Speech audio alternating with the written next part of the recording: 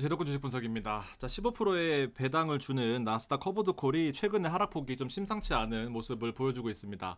자, 제가 주식시장하고 빗대서 이 부분에 대해서 대응 방안을 좀 말씀을 드릴게요. 어쩌다 보니까 약간은 이 커버드 콜의 좀 약간 대변인이 된 듯한 그런 느낌인데요. 자, 코스피랑 좀 빗대 보면은 자, 코스피보다 훨씬 낫다라는 생각이 일단 먼저 들어요. 자, 보시면은 이게 시장 자체가 되게 어려운 시장입니다. 이거 왜냐면 지수 자체는 저점 대비해서 좀 올랐거든요. 근데 이거 무조건 물립니다. 이거 오를 것 같이 해놓고는 이제 확신이 드는 거죠. 근데 또 물리고 또 반등하는 것처럼 하다가 또 물리고 이런 식이에요. 또 여기 들어가면 또 물리고 이러다 보니까 자, 나스닥 말고 이제 코스피 말고 나스닥 같은 경우는 이렇게 오르거든요. 그러니까는 이거를 이렇게 오르는 거는 사실상 제일 기분 나쁜 차트 중에 하나입니다. 바닥에서 조금 올라오고 있긴 한데 자, 결과적으로 이 코스닥이나 이 코스피의 가장 큰 문제점은 동반 성장이 불가능하다라는 거예요. 자, 미국 주식 같은 경우에는 외국인 기관 뭐 개인 이런 거 필요 없이 주식이 좋고 펀더멘탈이 좋고 실적이 잘 나온다 싶으면 다 같이 오르는 그런 특징들이 있죠. 근데 우리는 결과적으로 외국인이 안 사주고 기관이 안 사주면은 주식 절대 못 갑니다. 그 부분이 가장 큰 약점이 아닐까 생각이 들어요. 이 미친 수급을 보면서 주식을 판단해야 되고 지금같이 이 대안이 있는 시장에서는 허버드 콜이나 미국 주식 같이 이렇게 대안이 있는 시장에서는 굳이 이걸 해야 되나 생각이 자꾸 드는 거죠. 그래서 저는 절대 동반 성장이 없다라는 약점이 생각보다 좀 크게 작용한다라고 봅니다. 현직에서 볼 때도 마찬가지고요. 자, 원래는 선물 옵션이 좀 흥분을 했네. 이 방송 만들면서도 되게 하여튼 그랬습니다. 선물 옵션 같은 경우에는 절대적인 제로섬 게임이에요. 자, 보시면은 우리 커버드 콜 같은 경우에 콜 매도잖아요. 근데 콜 옵션 매수자들은 요런 기회를 노리는 거예요. 자, 무슨 말이냐면은 자, 여기 프리미엄을 주고 콜 옵션 매수자 입장에서는 프리미엄을 주고 여기까지는 꽝이에요. 근데 손익분기점이 넘어가는 시점에서는 대박이 나는 거죠. 그래서 이 손실이 나는 이 매도자, 콜 매도자 이 프리미엄을 받고 기다리는 이 매도자한테 정확히 반대 방향 포지션으로 가는 게 바로 제로섬 게임입니다. 자, 근데 외국인과 기관하고 개인이 제로섬 게임을 하는 거예요. 절대 조식이 좋더라도 같이 올라갈 수가 없다라는 게 큰 약점 중에 하나인 거죠. 상끌이 3개 다 매수 나오는 거 거의 없습니다, 여러분들. 그러다 보니까 이게 늘 수급적인 측면에서 주식이 좋고 하더라도 이게 좀 기회적인 측면에서는 좀 불리한 부분이 있는 거죠. 자, 그래서 인버스를 꼭 볼 수밖에 없어요. 사실은 주식하는 입장에서 인버스로 돈을 번다라는 것은 되게 자존심 상하는 일이거든요.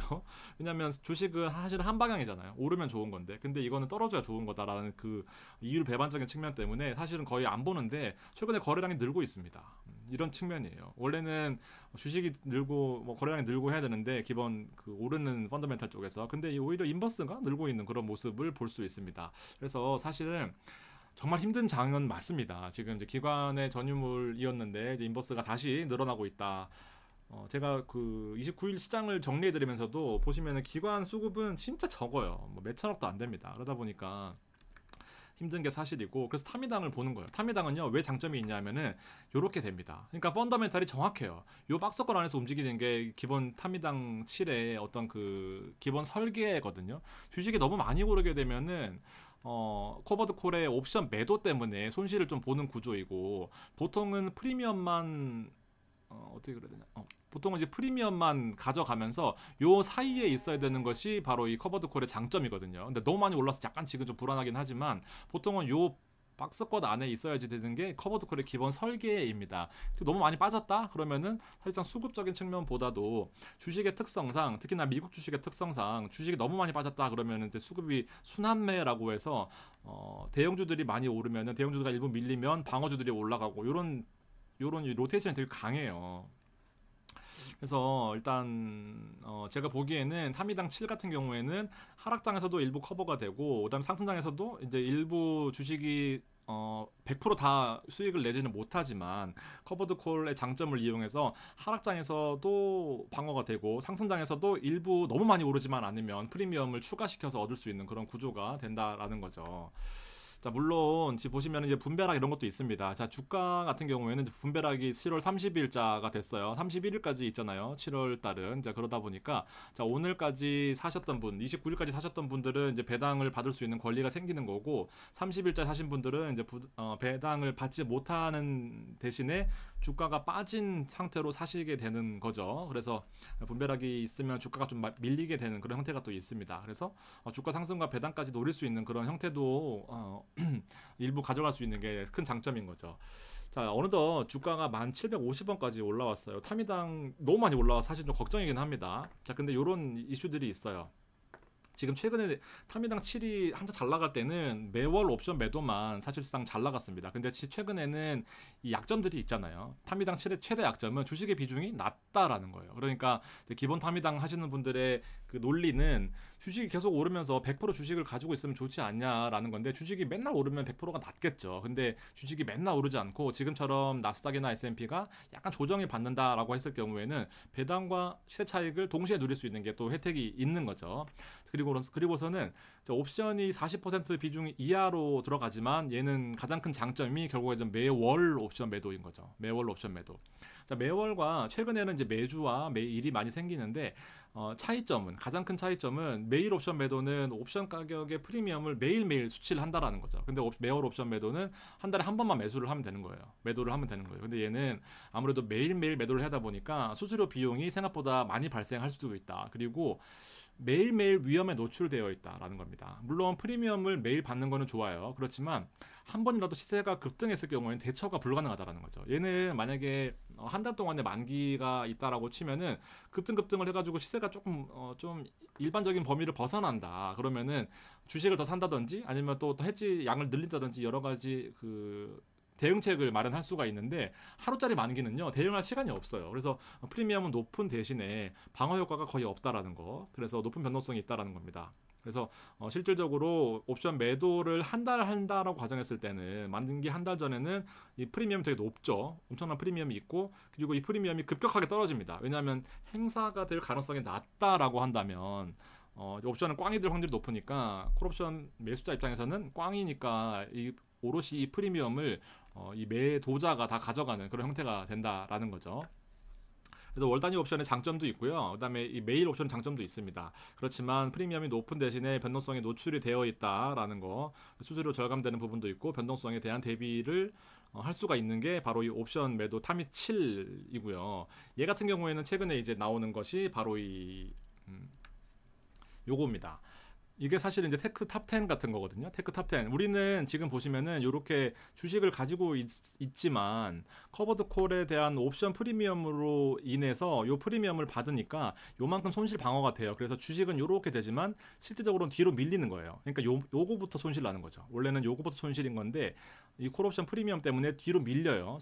손실에 대한 구간이. 그렇지만 이 옵션의 프리미엄으로 인해서 급등했을 경우에는 이렇게 돈을 물어줘야 되는 경우들이 있잖아요. 그렇기 때문에 주식의 상승도 역시나 제한되는 구조가 이제 기존의 우리 타미당 7 같은 커버드 콜이고요. 초단기 프리미엄 전략은 지금 타미 테크 탑 10이나 아니면 코덱스 테크 탑 10 뭐 이런 느낌인데, 자 보시면은 얘는 주식을 90% 참여를 해요. 그러니까 보세요. 요렇게 있는 게 이제 100%잖아요. 근데 약간 옵션으로 인해서 조금 뒤로 밀리는데 이게 거의 없는 거죠. 그러니까 거의 상승 참여의 90%, 주식의 90% 있다 보니까 사실상 거의 주식이다라고 보시면 되는 거죠. 그래서 주식이 90%에다가 나스닥이다. 엄청나게 주식 참여도가 높은 거고, 옵션은 10% 정도밖에 안 되는데 프리미엄이 적다라고 생각할 수 있겠지만 얘는 매일매일의 프리미엄을 받으면서 프리미엄의 어떤 그 배당에 대한 재원을 늘리는 구조입니다.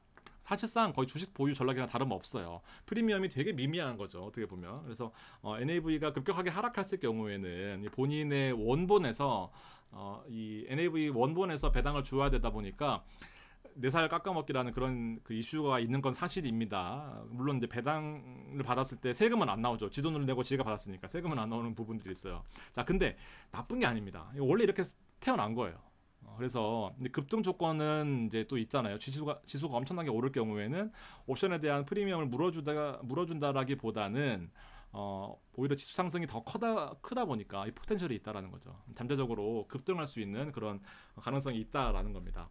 자, 최근에 이 타미 나스닥 100 에다가 15%를 주는 이 배당 같은 경우에, 이 상품 같은 경우에는요, 보세요. 오를 때는요 며칠 안 걸려서 그 타미 7이 몇 달 걸려가지고 올렸던 이 상승폭을 다 따라잡았어요. 그렇지만 나스닥 이렇게 밀릴 경우에는 커버드 콜이고 뭐고 필요 없습니다. 그냥 밀리는 거예요. 많이 밀렸죠, 주식이. 그러다 보니까 이런 장단점이 있는 겁니다.